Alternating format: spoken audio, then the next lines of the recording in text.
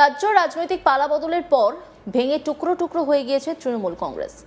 আর এই পরিস্থিতিতে ক্রমশই বদলাচ্ছে রাজ্যের রাজনৈতিক সমীকরণ। সম্প্রতি মমতা ব্যানার্জির সঙ্গ ছেড়ে ঋতব্রত ব্যানার্জির শিবিরে ভিড়েছেন বীরভূমের তৃণমূল নেতা অনুব্রত মণ্ডল। শুধু তাই নয়, রাজ্যের মুখ্যমন্ত্রী শুভেন্দু অধিকারীরও প্রশংসা করেছেন তিনি। আর এবার এক অদ্ভুত ছবি দেখা গেল। অনুব্রত মণ্ডলের বাড়ির কার্যত দোরগোড়ায় দেখা গেল শুভেন্দু অধিকারীর ছবি দেওয়া ব্যানার। একই সঙ্গে বাড়ির পাশে বিক্রি হতে দেখা গেল জিলিপিও। আর অনুব্রত মণ্ডলের মতো একজন নেতার বাড়ির সংলগ্ন এলাকায় শুভেন্দুর ছবি খুব স্বাভাবিকভাবেই চর্চার বিষয়বস্তু হয়ে উঠেছে রাজনৈতিক মহলে। সেই ছবিটা আপনাদেরকে দেখাই।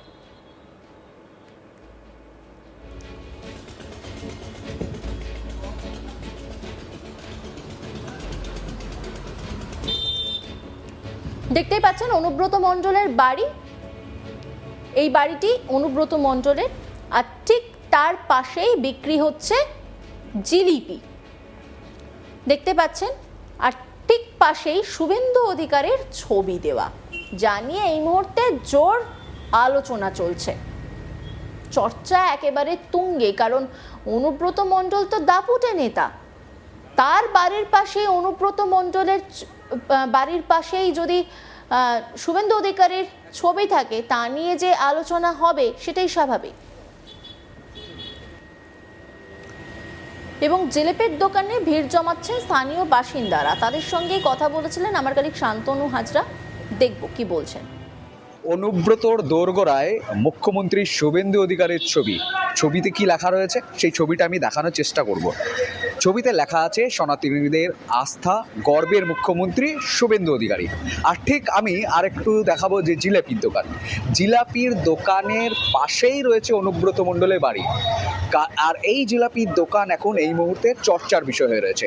অনুব্রত মণ্ডলের বাড়ি, সেই বাড়ির দোরগোড়া, তার বাড়িতেও আবার এবিভিপির ছাত্র যে সংগঠন রয়েছে, এবিভিপি ছাত্র সংগঠন, সেই সংগঠনের দলীয় পতাকাও ঝুলছে। দেখা গিয়েছে অনুব্রত মণ্ডল তিনি কিন্তু বারবার নির্বাচন চলাকালীন তিনি সবসময় বলে থাকতেন গুড় বাতাসা নকুলদানা, কিন্তু বিজেপির যে মুখপাত্র রয়েছে তার ছবি রয়েছে, তিনি বলছেন তার এই যে ঠেক, সেই ঠেকের জিলেপি কিন্তু প্যাচ। এখন তাদের মতামত হচ্ছে যে অনুব্রত মণ্ডল সরকার পরিবর্তন হতেই জিলেপি প্যাচের মতো কথা বলছেন।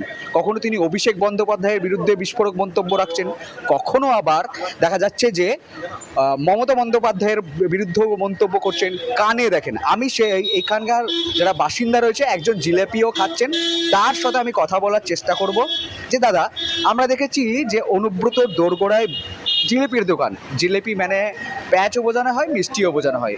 যে অনুব্রত মণ্ডল বারবার গুড় বাতাসা চড়াম নকুলদানার কথা বলতে, তার বাড়ির দুয়ারে জিলিপির দোকান এবং মুখ্যমন্ত্রীর ছবি, কি বলবেন এ প্রসঙ্গে? এটা আমাদের সামনে বছর থেকে সুমিত মণ্ডল যিনি আছেন মুখপাত্র, উনি এইটা উদ্যোগ নিয়ে এখানে জিলিপিটা বিক্রি স্টার্টিং করেছেন আর কি। সাধারণ মানুষকে কম পয়সায় ভালো জিনিস যাতে দেওয়া হয়, সেই জন্য এটাকে স্টার্টিং করা হয়েছে সুমিত মণ্ডলের নেতৃত্বে। অনুব্রতর বাড়িতে সামনে জিলিপি, হ্যাঁ, উনি তো লোককে গুড় বাতাসা এইসব খাওয়াতেন, সেই জন্য আমরা এখন বর্তমানে আমরা দেখলাম যে আমাদের জিলিপি বিক্রি করে লোককে জিলাপি খাওয়ানো হোক, সেই জন্য আমাদের এটা একটা বার্তা দেওয়া হচ্ছে যে অনুব্রত মণ্ডলকে এখন জিলিপি প্যাচের মতো কথা বলছেন। রাজনৈতিক যে মন্তব্য দিচ্ছেন সেগুলো কি জিলিপির প্যাচের মতো কথা? হ্যাঁ, উনি প্যাচের মতন কথাই বলছেন, উনি প্যাচে পড়েও আছেন, ঠিক আছে, আপনারা দেখেছেন বর্তমানে উনি প্যাচে পড়েও আছেন। দেখা যাক উনি প্যাচ থেকে কিভাবে উদ্ধার হয়, এটাই আমরা চাইবো। ঋতব্রত তৃণমূলে গিয়ে এই প্যাচ থেকে বেরোতে পারবেন অনুব্রত মণ্ডল? দেখুন, তৃণমূল একটা চোর দল, তৃণমূলের কোনো ভালো বলছেন ভালো তৃণমূল একটা চোর। আপনারা জানেন এমন কোনো নেতা নেই যে চুরি করেনি, সেই চোরই আবার এখানকার সভাপতি হয়েছেন, ঠিক আছে। তাহলে সে আবার কিভাবে চালাবে সেটা আপনারা বুঝতে পারছেন, পাবলিক বুঝতে পারছে। কোনোদিন পরিবর্তন হয়? চোর কোনোদিন পরিবর্তন হয়েছে কি? চুরি যে করে এসছে সে কোনোদিন পরিবর্তন হবে না। আরেকজন দাদা জিলিপি খাচ্ছে, তাকেও আমি জিজ্ঞাসা করবো কি বলবেন এ প্রসঙ্গে। অনুব্রত মণ্ডল জিলিপির প্যাচ থেকে উদ্ধার হতে পারবে? আমি এর মধ্যে কোনো রাজনীতি খুঁজতে যাচ্ছি না, আমি এখানে এসেছি জিলিপি খেতে। আমাদের সুমিত ভাই গত বছর থেকে উদ্যোগটা নিয়েছে, একটা ভালো কোয়ালিটির জিলিপি এখানে তৈরি করা হবে এবং মানুষ রথের দিন জিলিপি তো খাবেই। আর এখানটায় আমি জিলিপি নিয়ে কোনো রাজনীতি খুঁজতে যাচ্ছি না, এটা অন্যদিন হবে, অন্য সময় হবে এগুলো। এই মুহূর্তে আমি বলতে পারি যে জিলেপি যখন কথা হচ্ছে, কেউ রাজনীতি ওঠাতে চাইছে না, তো কেউ একজন তার এখানে এলাকার বাসিন্দা তিনি কিন্তু বারবার প্রতিবাদ করেছেন। তিনি কিন্তু সরাসরি বললেন যে একেবারে অনুব্রতর বাড়ির দোরগোড়ার সামনে চোর তৃণমূলের কোনো ভালো বা খারাপ হয় না, তৃণমূল মানে চোর, এমনটাই বিস্ফোরক মন্তব্য করলেন। তো এক কথা বলা যেতেই পারে, পরিবর্তনের পর মানুষের মধ্যে যে ক্ষোভ আক্রোশ রয়েছে সব কিন্তু বেরিয়ে আসছে। তো রথের দিন জিলাপির মধ্যেও কিন্তু রাজনীতি, আর এই জিলাপির প্যাচ থেকে বেরোতে পারবেন না ঋতব্রত তৃণমূলে গিয়ে অনুব্রত মণ্ডল। এবার শুনে নেওয়া যাক কি বলছেন জিলিপি বিক্রেতা। দাদা, আমাদের তো এটা ব্যবসা নয়, মানুষকে কম দামে পরিষেবা দেওয়াই হচ্ছে আমাদের লক্ষ্য। সেই জন্য আমরা যে মানুষ যাতে ভালো জিনিস খেতে পায় কম দামে, সেই জন্য আমাদের এটা করা। গেল বছর থেকে আমরা উদ্যোগটা নিয়েছিলাম। এবার আমাদের নিজেদের তো আর লেবারের দাম নেওয়া হয় না, যেটুকু কারিগর আছে তাদের দামটুকু নিয়ে যাতে কম দামে মানুষকে দেওয়া যায়, এটাই হচ্ছে ব্যাপার।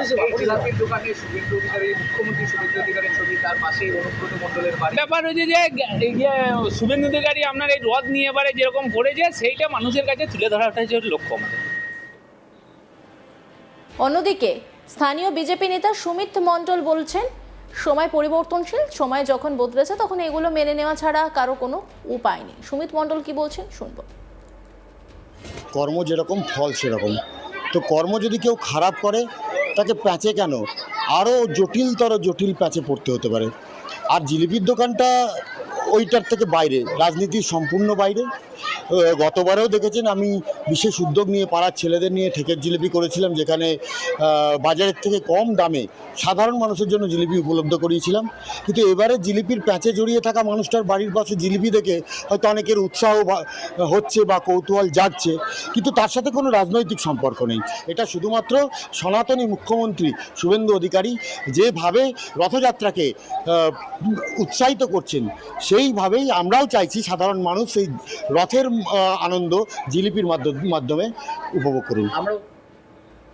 এবার শুনে নেওয়া যাক এই বিষয়ে অনুব্রত মণ্ডলের বক্তব্য।